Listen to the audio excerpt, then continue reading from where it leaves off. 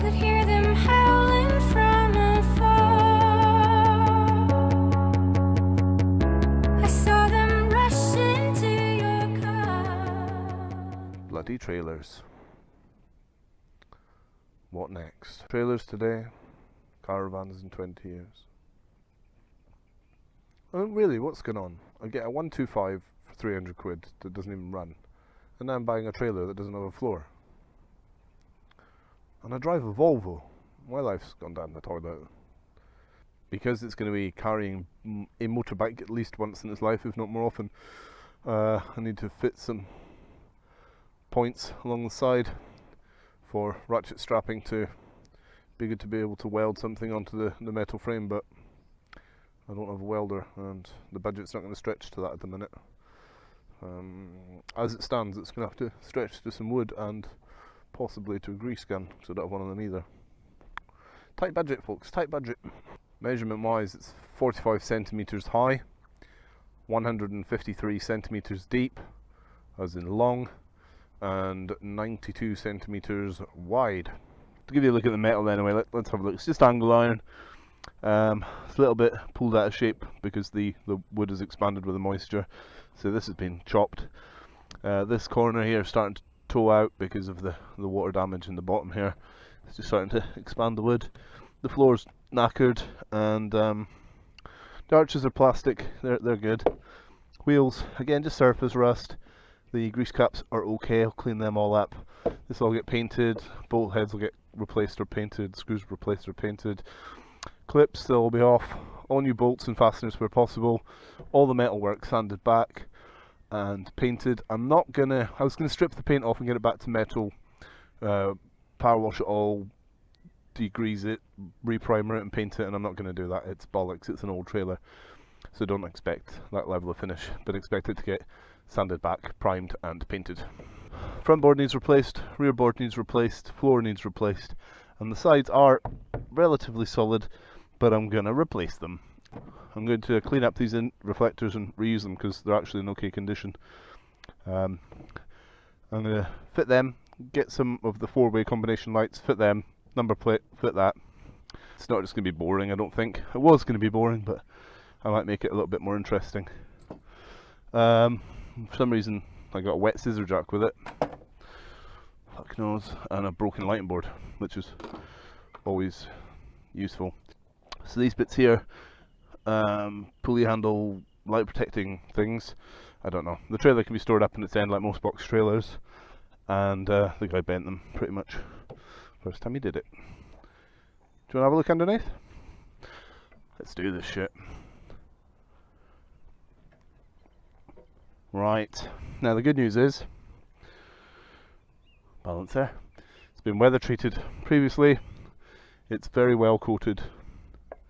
All this is in tip-top prime condition. The metalwork is fine. The bearings don't sound too bad, maybe just a little dry. Very little play really. A little bit more play in that one than this one, but no less or more noisy. So it's good condition. So I'm not going to strip this back, the bottom side. I'm just going to clean it up and retreat it on top of that. There's no point in taking away from the protection it already has. Floor's fucked, isn't it? Looks a lot better from the underside actually. I might just store it like this so I can look at it. And where he's bodged this here, I'm going to fit a metal strap, I think, one that can secure these two sides together and bolt through, so that keeps that tight and square, because this isn't going to be coming out too often if at all. So if I had a welder I would maybe re-weld some angle iron across the top and a new strap across, but I don't, so I'll get a bit of strapping somewhere and bolt that across for a bit of structural integrity. The turny bit works, and the pulley bit works, and the catchy bit works, and the whirly things, they make a noise but they work, and it doesn't instantly fall apart. Give me your comments, I want to see some ideas. Let's see what you can come up with. We've got a colour scheme in mind. I'm going to have some help from pt2, and yeah. How creative can you guys be over a trailer? Budget, bear in mind the budget. Right, so just had a little go at the floor, and it's about ready to come out, I think. We can maybe try and keep it in as close to one piece as possible.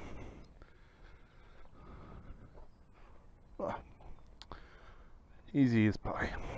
Should measure up, one piece for the front and one piece for the rear section. But again, the metal's in good condition. Today is Thursday, it's a lovely day, it's hot and sunny, but I have to go to work. 14 hours tonight, 12 Friday, 12 Saturday, 14 Sunday night. So busy weekend, raining the whole time apparently, so I won't get anything done. So I thought, since I've ripped the floor up, I've got some old black metal paint, it's been sat in the shed for a while, I'll just give that a hard brush off and then get a slap of black metal paint down on the exposed frame that was under the floor, just to make sure that the moisture in there doesn't get to it. It should go off and be okay before the rain comes tomorrow. I need to get a floor cap from that board over there, get it in there and get this thing okay to use on the road, find a way to get the Honda in securely. So I need to get a floor cap fitted and make it legal.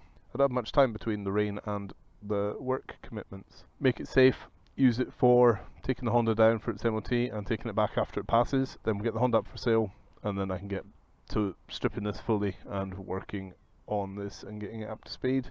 And then hopefully by then I'll have a bit of money. And in a couple of months we'll get Project 3, which I definitely want to be a bike, and I want to have some good weather, so I want to kind of get that in around about June if possible, and then I've got a few months of okay weather to work on that. But for now, this will keep me going. Stay tuned if you want to. I understand if you're a regular viewer and you can't be fucked with this, or if you just think, what the fuck, whatever you want to do. But I shall be adding videos as and when I can.